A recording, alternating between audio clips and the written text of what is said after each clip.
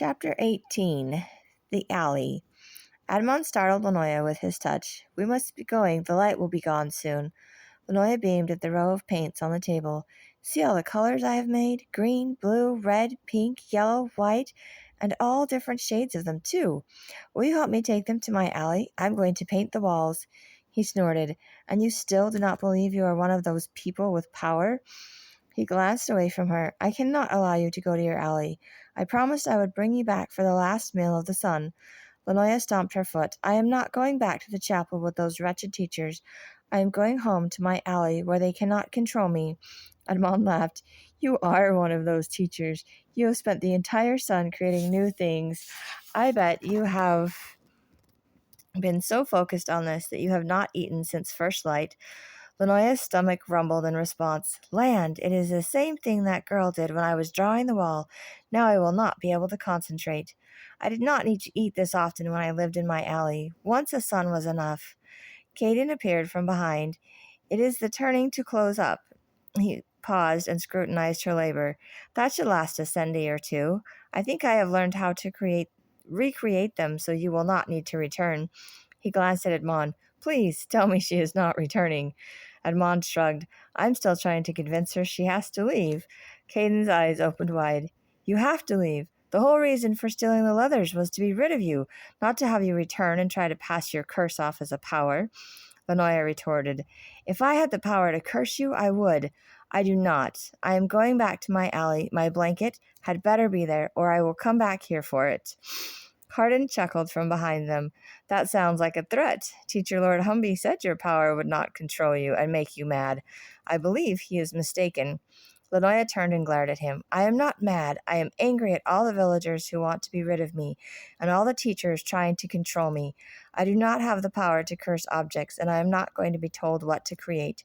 I do not need a teacher to show me how to make these paints. I do not need them to tell me what I am capable of, when I already know."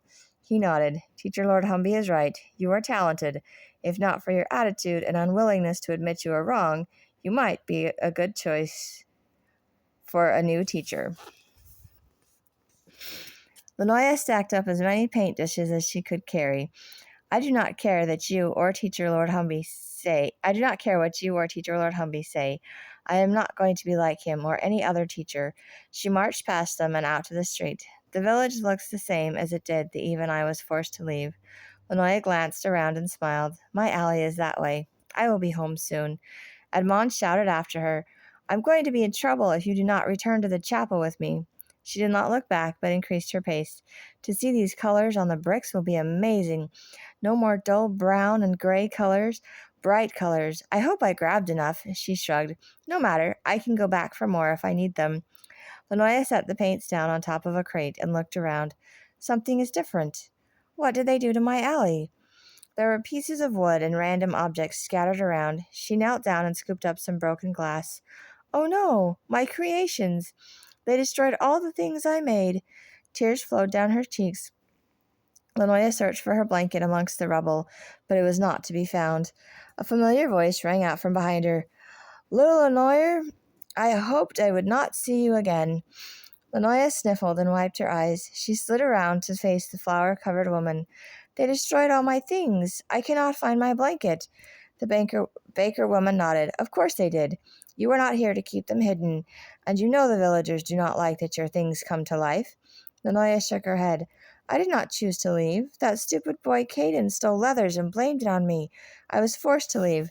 The woman scoffed. "You always took what you wanted or needed. You did not ask permission from anyone.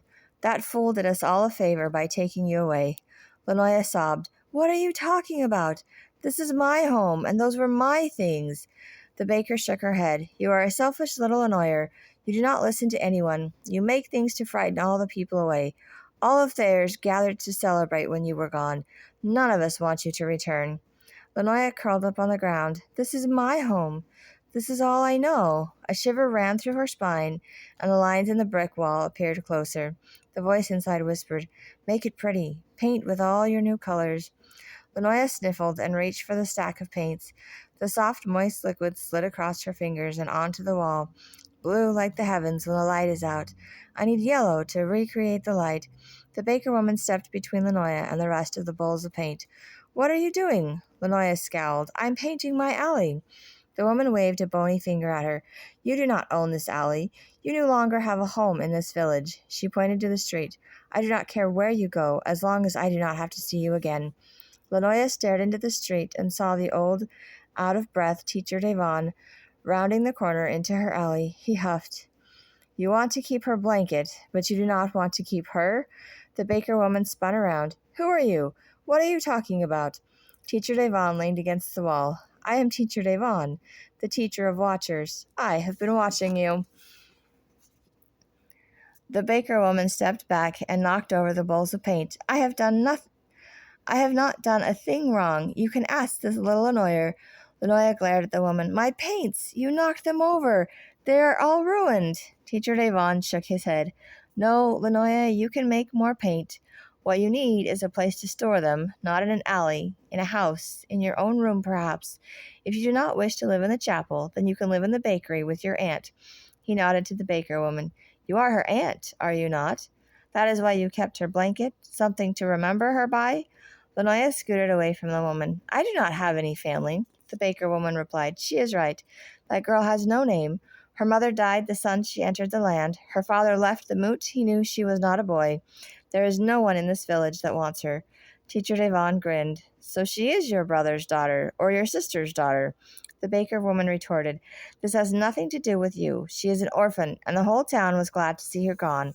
If you are the reason the little Lanoya has returned, you will have to answer to the people here. Teacher Devon sauntered over to the woman.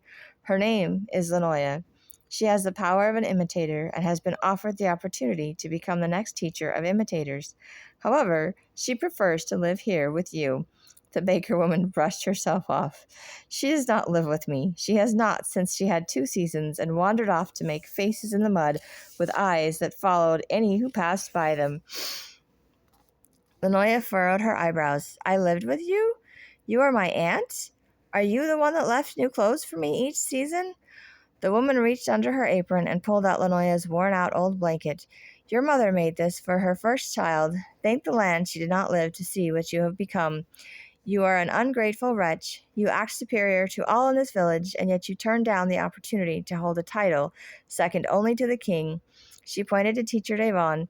This man claims to be a teacher. It does not matter if he is telling the truth or lying. You are still better off with him than you are if you stay here. The baker woman threw the blanket to Lanoya. You may want this if you are foolish enough to stay. I cannot stop you. I will not help you, and I will not be leaving any scraps out for you either. She strutted back to her bakery. Lanoya unfurled the cloth and sighed. My blanket. She hugged it close to her chest and leaned against the wet paint on the wall. My mother made this? I knew it was special. The baker woman is my aunt? Why would she not want me?